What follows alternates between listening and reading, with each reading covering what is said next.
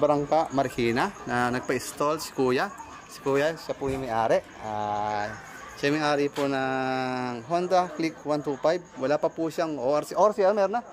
Nakarating lang po. Nagpakabit si Kuya ng two-way alarm, DSK version 2 original, sa Pia horn original po.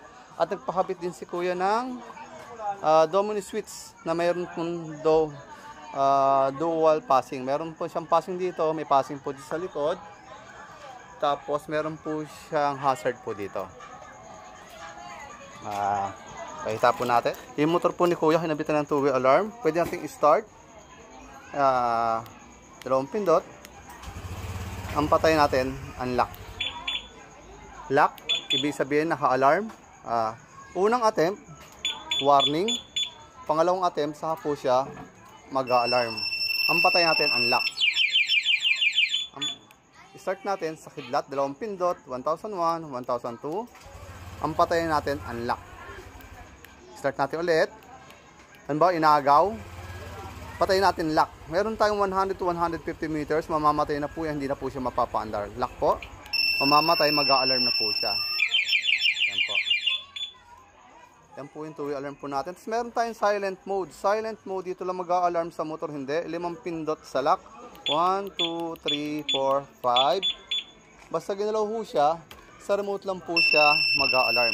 Para hindi po nakakabulaw sa kapitbahay. Pero hindi na po siya mag-i-start. Kahit anong gawin po ng magnanakaw, kahit sirain yung susian o maiwan yung susian nyo, hindi po siya aandar. Mag-i-redondo lang po siya. Ayan po makagandahan ng two-way alarm para hindi nakakabulahaw po sa mga kapitbahay po natin. Pwede. Tapos papatayin natin, unlock.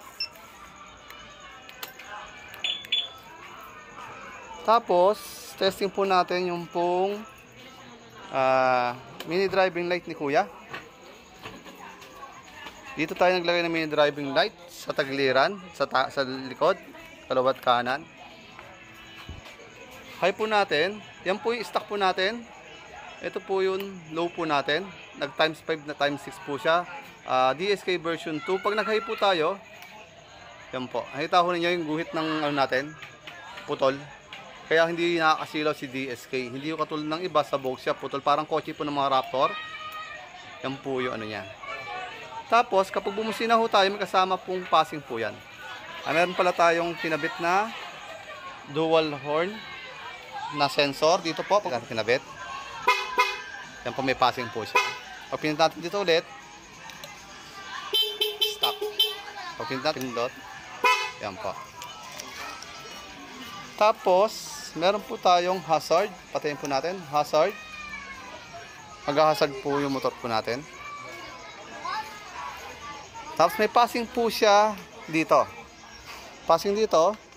Nakita ko niyo. At may passing din po siya dito. Yun lang po.